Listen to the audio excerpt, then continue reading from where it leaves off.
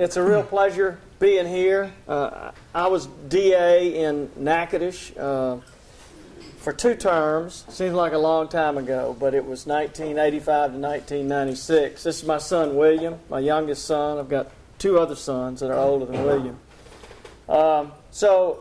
16 years as a prosecutor, and when I finished in 1996, in the last year, actually 1995, to prove that I was still the world's worst politician, ran for the state senate in 1995 for Don Kelly's seat, and people voted against me in droves. Big time lost. People were racing to the poll to vote against me. Anybody would mind. And to them I say, thank you very much. Now, William finished at Ole Miss in 2002. I went to the University of Mississippi and graduated in 2002. Went to Los Angeles. I worked in the entertainment industry out there for a while. Moved back, and I was a parole officer in Texas.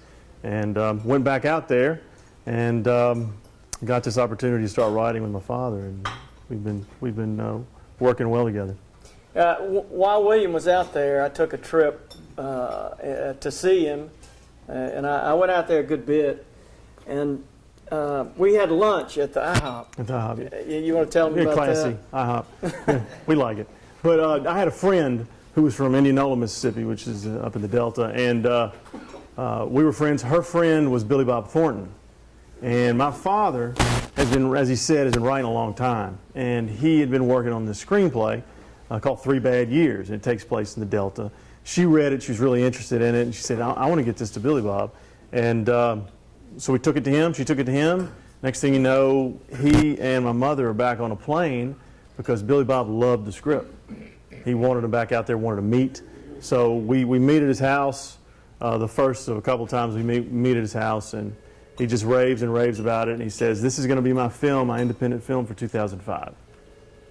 And he also took a smoke break every 5 minutes. And there was no furniture in the house. No. He lived in a house that was built by Cecil B. DeMille, and he bought it from Slash. Slash from Guns N' Roses. It had a big recording studio in the basement, and he and Angelina had just split. Mm-hmm. And when Angelina left, she took all the furniture. There was the black leather sectional sofa, and that's where we all sat. So if you wanted to sit anywhere else, you were out of luck. Before 3 Bad Years, before that script, I had partnered with a couple of guys. One of my teammates from Tulane, a guy named Harold Sylvester, and we sold a script to Disney in 1998 called Passing Glory. Disney put it in Turnaround, but Turner snapped it right up, and a director named Steve James, who did Hoop Dreams, made it into a movie, and it showed in February of 1999 on Turner, and it was for Black History Month, and it was about the first interracial basketball game in the state of Louisiana, which in 1965 was against the rules, and it was against Jesuit, which had the team of the century, and the St. Aug Purple Knights, and my partner in the script, Harold Sylvester, had played in the game. So I had been on him to write the script, and we collaborated, and it was great. He did the writing primarily. I helped with editing and some other things, but that kind of got me interested more in screenwriting. If you remember, Harold Sylvester was an actor. You guys have probably seen him in Uncommon Valor and some other 80s films. He was also in Married with Children. He was the black shoe salesman. Yeah, he was Al. Y'all remember the tall guy. Al's assistant. But anyway, so as William said, Billy Bob wanted to make our movie, make a movie out of the script 3 Bad Years, which is about a district attorney in the Mississippi Delta. He's mid to upper 50s. He's kind of on the downslope of his life. He looks back and sees what he's done. He could have done a lot more, and he and his wife are separated, and things he's involved in stuff he shouldn't be involved in, and he gets dragged into prosecuting this young black girl. He doesn't want to do it. The sheriff kind of convinces him to do it, and then really bad things begin to happen. And 3 Bad Years made the Hollywood rounds for about 4 years, for 4 bad years. Yeah, after after Billy Bob said he wanted to do it, and he said that 2005 was going to be his independent film. And he said he wanted Robert Duvall to direct it. Yeah, And he got the script to Robert Duvall, and Robert Duvall wrote a letter back, yeah, and I still have the letter. Went on and on about what a great script it was, but said he couldn't direct it. yeah. And then after that, it went to Lakeshore, and to name drop again, Kevin Costner was interested in it. He wanted to do it. We wait. What was it? A couple of years. It was with Billy Bob for 3 years, and at Lakeshore for a year. Lakeshore kept saying, "We're going to make this movie. We're going to make this movie." They had me rewrite it. They didn't make the movie. Yeah, they were going to make it right up to the day where they said, "Well, we're not going to make this movie." So anyway, but that was a lot of fun, and some writer friends of mine said, "Look, you need to turn this into a novel. A script and movie making is collaborative. A novel is kind of a sole venture." So I novelized 3 Bad Years, and it was very well received. Got a lot of good reviews, sold a lot of books, and William was still in L.A. at this time, or in Southern California. I was in Los Angeles, and I'm sorry to interrupt, but he wanted me to start thinking about a character for the follow-up book, which was At Random. This one. So I started working on a character. He liked it a lot. A lot of other people liked it. We wrote a little bit more, and then he said, "Hey, why don't you come back and we can do this full time?" And so I did, and we came out with 3 and 4, and we finished number 5, and you guys are going to get a sneak peek of that in a reading here in a minute. Right. William, people ask us at other presentations how we work together, and I can't really write with anybody else in the room. So we work separately. Starts throwing things. Well, Really bad. and I talk to myself a lot. But so the way we usually do, William can create these great characters, especially these bad guys. When he was 3 years old, he was obsessed with pirates. He knew all about Blackbeard and whatever. But anyway, so he created El Moro for At Random. And El Moro is one of the great bad guys in our 4 books.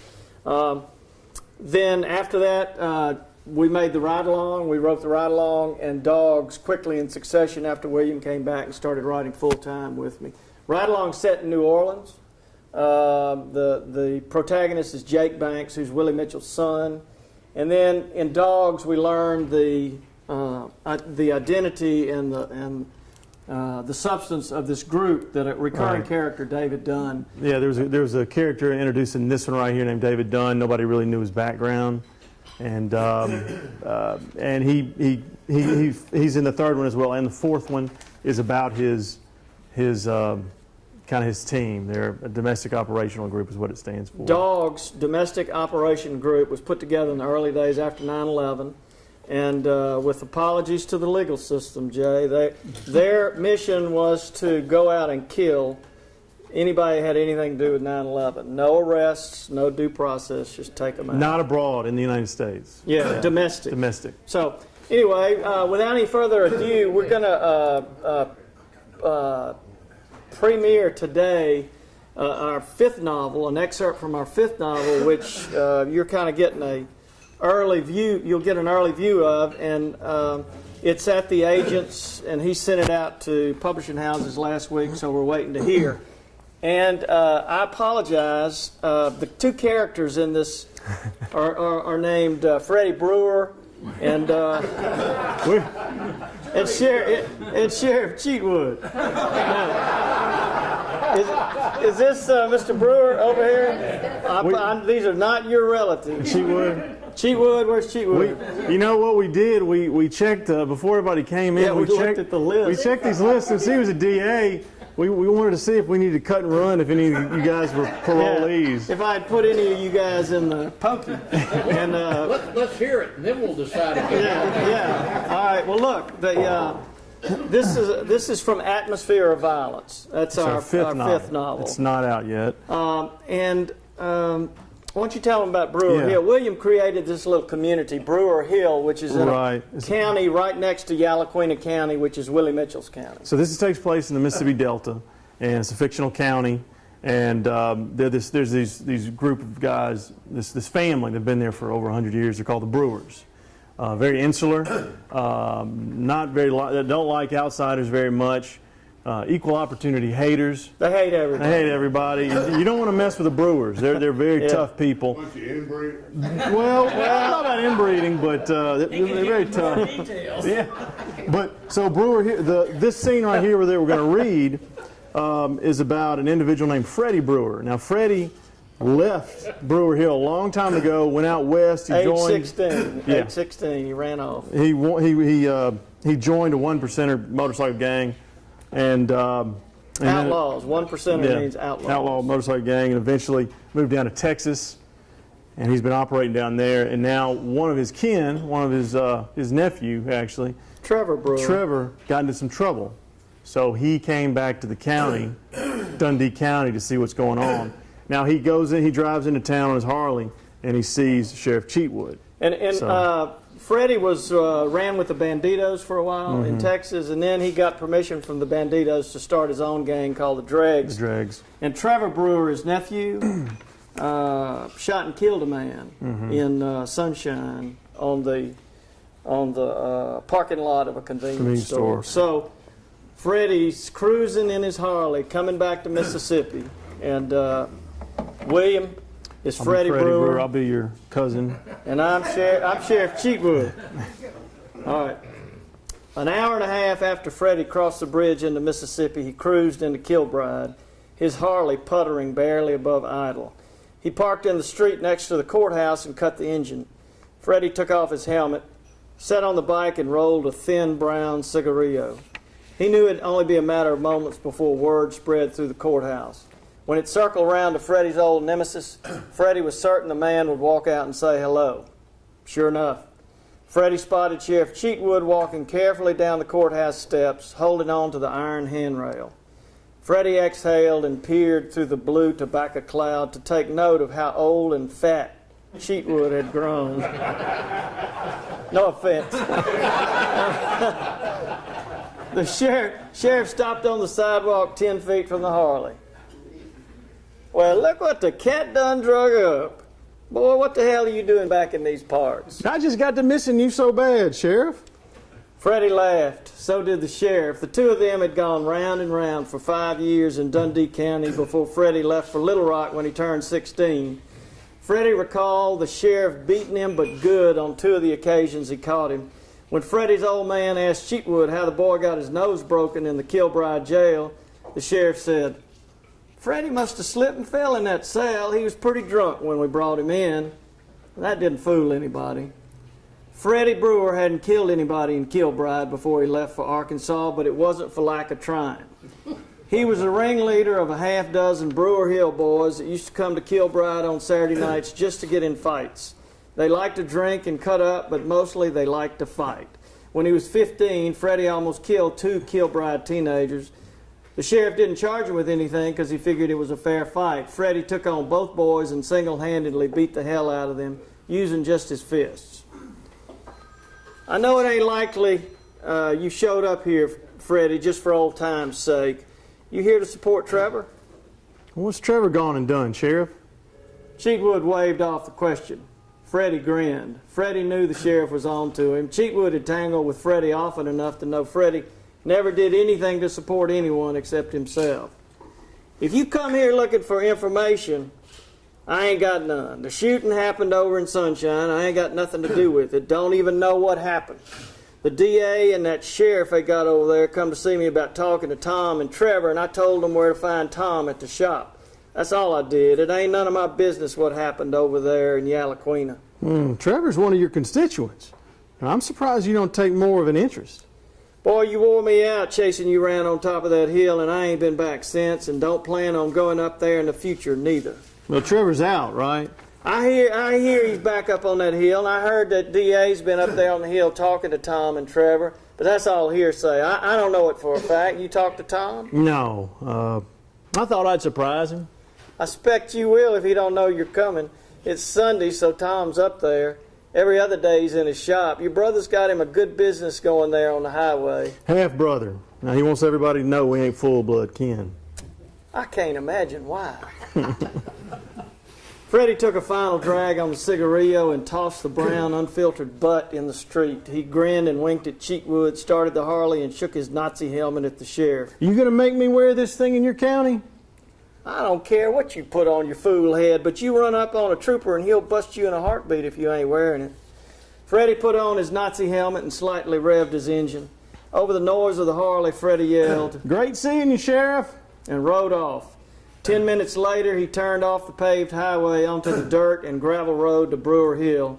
He stopped to tie down the helmet with 2 bungee cords, glanced in his mirror to make sure his long gray hair was just right, and roared up the hill. We got old fire. All right, we're going to need that great Babs. actress Babs to. This is a tripartite scene. Babs. Um, Here you are right here.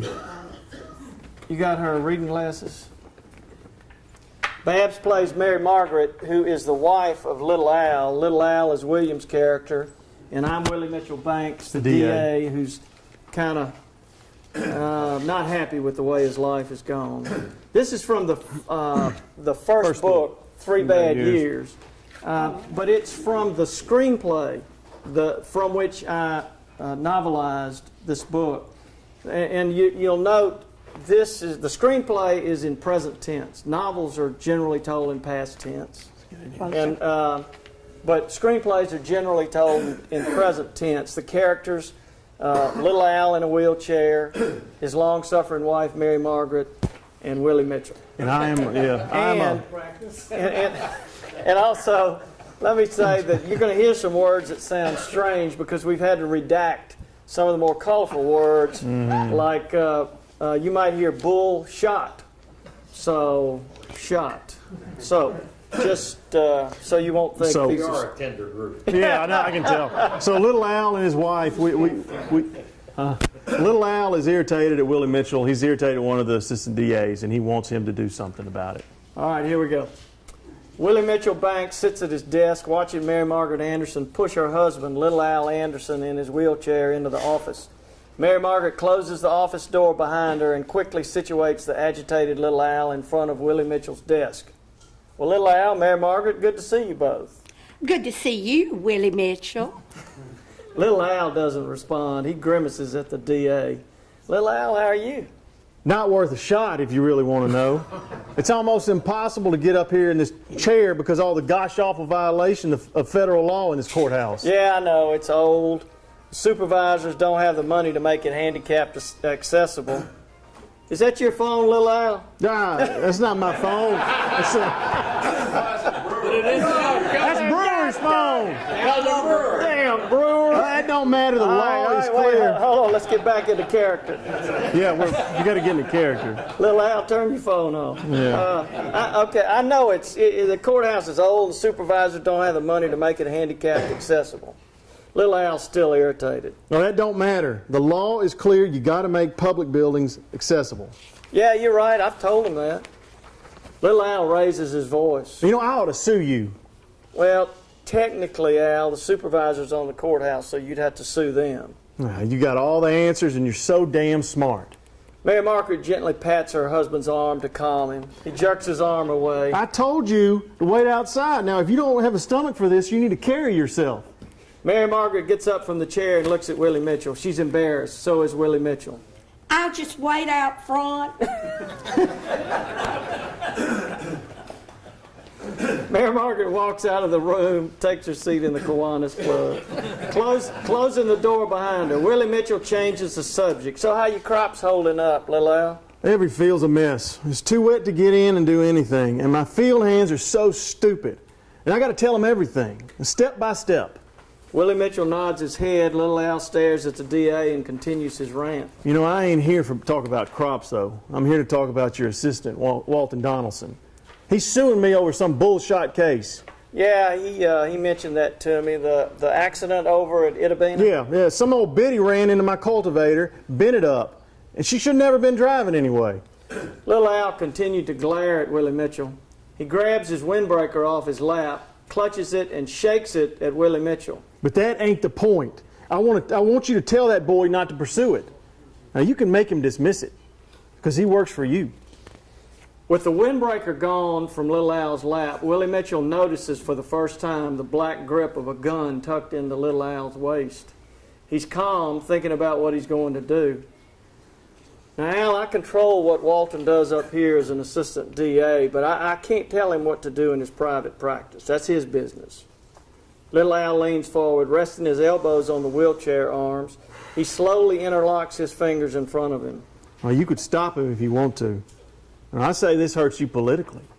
I say this hurts you really bad. Well, I'm sorry, Al, I'm not going to do it. Very intense, Little Al stares at Willie Mitchell. You're making a big mistake. You're making a big mistake, Willie Mitchell. Uneasy silence between the two men. Maybe so. And good luck on your crops. Little Al jerks his wheelchair toward the door. He mutters as he pushes hard on the wheels to leave. Forget you, DA. This ain't over.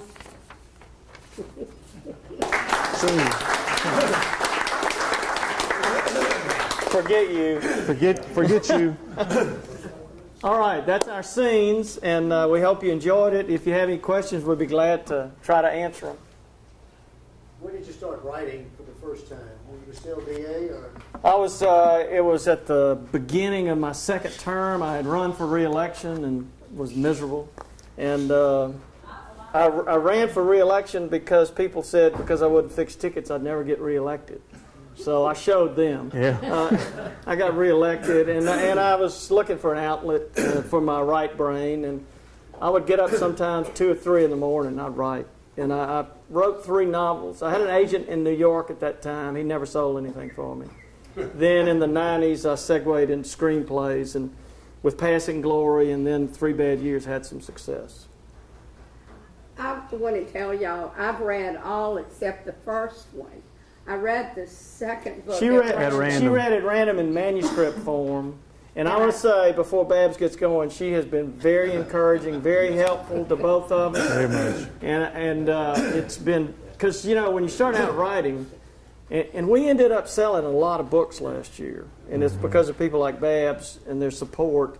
But in the early days, it was very important. Because, you know, when you write stuff, you kind of put yourself out there. And it was very encouraging for Babs to do that. Well, if y'all are familiar with Scott Turow and John Grisham books, which I love, these are kind of deep South editions of them. And if you'll recognize people, you'll recognize characters, and if you know anything about the Delta, Mississippi Delta, that is, you'll recognize people from that, and they're just page turners. And you know, the Louisiana Delta and the Mississippi Delta are almost identical. Yeah. If you drive up the west side of the river and then come back down the east side of the river, it's the same. The towns look the same. The people Flat. look the same. Yeah. Demographics are the same. Poverty stricken. It's grinding poverty. Yeah. Are the books available on iBooks or Kindle or Amazon? Yeah, they are. Thanks for asking that. They are available in paperback and ebook form. So, and in fact, we're going to be selling these. We're going to be selling our books right here, $10 each. After this, if you want to stop and get That one. includes a tax. Tax, yeah.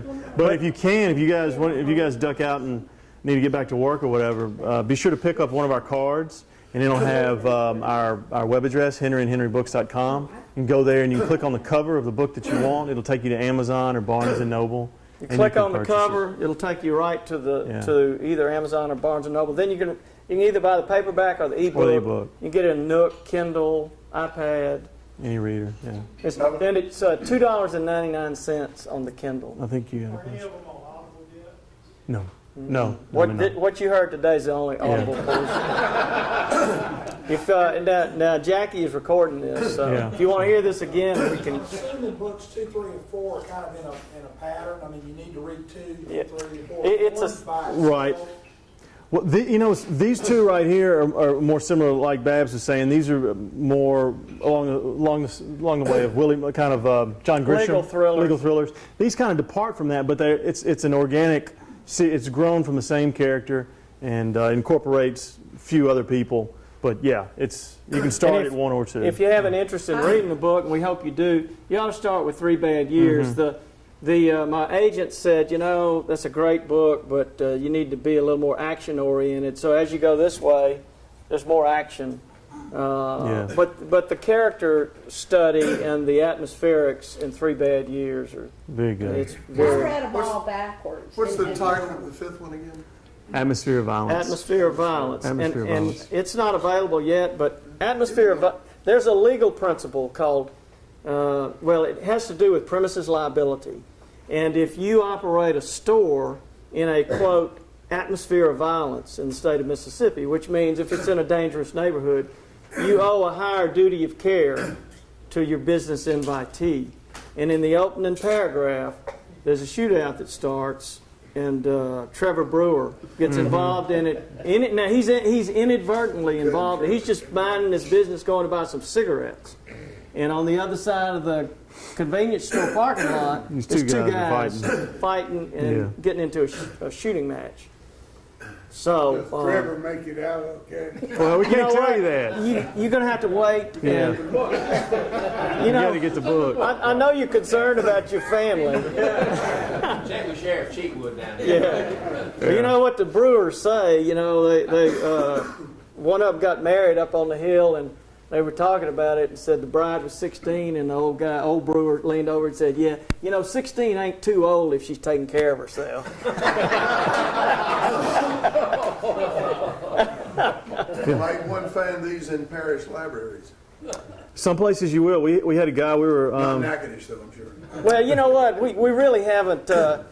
We've just started marketing, and really did for have the a guy. last year. We did have a guy a few months ago in Slidell. They had all... Right. They had all of them. Some of the libraries have bought them. The Natchez Library has. I don't think the Natchitoches have. But we've had book signings at Natchez and Natchitoches. Baton Rouge, Shreveport. And all we've really done marketing-wise is in North Louisiana and around the Natchez area. Now, William is our social media marketing Yeah, we're on director. We're on Facebook and Twitter, if you guys do any of that. And that's how a lot of our books are sold. Yeah. Every Monday morning, Amazon will send us a little email telling us how many ebooks we sold. So, but I tell you, it's a lot of fun. And when I saw Jay before the meeting today, I broke out in a cold sweat, having a flashback to having to practice law, and I just think I'm very grateful I'm doing this. So. In your stories of screenplay writing and how long that took, and in general, has that disheartened you to try that again, or? In Hollywood, if you want to sell something to Hollywood, they don't want it. So if the best way I think for these stories to enter Hollywood is through a successful novel history, and then Hollywood wants it. If you come to Hollywood with something, this has been my experience. They can. Everybody has a book. Everybody has a screenplay. Everybody got a screenplay. Every waiter's an actor, screenwriter, and so when you go to somebody out there and you say, "I got a screenplay I want you to read," they roll their eyes and say, "Yeah, okay, send it to me. I'll have my people get in touch with your people." But let me tell you, when I was editing at random, I'm to the left of Mike. And so I would write a little right wing. She's to the left of you right here. He told me That later. makes it better. Yeah. He told me later he took some of my ideas, not all of them, but they are situated on that arc of Thoreau and Grisham. But if I think Thoreau was writing in the Delta, Yeah. this is the kind of family he Well, was. That's a nice compliment. all the legal thriller writers, with rare exceptions, are on the defense side and lean. Right. When you said you were to my left, I thought you meant at Kiwanis. You're over here on the left. But most writers are. I mean, there are very few conservative writers. It is what it is, but I enjoy doing it. And some of my beliefs come out in characters, but there's some things that characters say that I don't believe. So it just depends on the character, because William creates these characters. We put them in a circumstance, and then you get. If I know the characters very well, I know what they would do under those circumstances, and so you put them in the situation, and you see what happens. Yeah. Who's that detective from New Iberia? Thibodeau, What the is it? detective, his character is. What's his name? Yeah, everybody knows. James Lee Burke. James Lee James Burke. Lee Burke. Yeah. James Lee Burke's the writer. And in this character, Thibodeau, or It's not Thibodeau. No, It starts with a D, I think. it's something like that. Robichaux. Dave Robichaux. David. That's it. Yeah. Thank you. How much, when you're writing these, I guess New Orleans would be a yes, but are these real places that you go and Yeah. scout out? How much time do you spend just getting the setting? Well, we have. We're kind of fortunate. My mother's family's all from the Delta, so we've been going there for, forever. 30 years. She's been married 35, 33. Don't ask me. Anyway, in New Orleans again, we're pretty familiar with New Orleans. I mean, it's right down the road. Well, We and used I live went to there. Tulane for 4 years, and I started out practicing law with Stone Pigman in the Whitney Building in downtown New Orleans. So I knew New Orleans pretty well. And on the fourth one, this mainly takes place in D.C. And we had contacts up there, and we collaborated with them. Plus, I tell you what else. You can go to Google Earth, and you can put Yeah, a little yourself trick anywhere you want to be. You can pick a corner in Washington, D.C., and I did this a lot. And then you can rotate the camera, and you can see everything around you. And it's not, you're not always there, accurate. but it's really close to being there. And then I've got a good friend who's practiced law. He finished at UVA with me, and I sent him the manuscript to make sure there were no geographical boo-boos. And he said everything was spot on. Dr. One Brown. last question. You mentioned Indianola. Yeah. Spend any time in Greenwood? Oh yeah, yeah. I mean, We have our books. yeah, and all my family's from my mother's side of the family. They're all from Indianola, and we have friends in Greenwood, Greenville, Clarksdale, all up there. Yeah. Well, look, the world famous Kawani and Greg Beard is going to be our cashier. And the books are $10 each. Obviously, you don't want your money. Yeah. Hey, I know he's a lawyer, but I still have a Louisiana law license. It's valid. I'm still licensed. I can steal just as well as he can. We'll be signing the books. It's $10. That includes tax. If you would, pay Greg first, and then pick up the book and bring it to us for us to sign or personalize if you want us to personalize it to someone. If you don't have time to hang around, just take one of our cards and visit the website. Y'all have been great. This is lots of fun. Thank you. Thank you.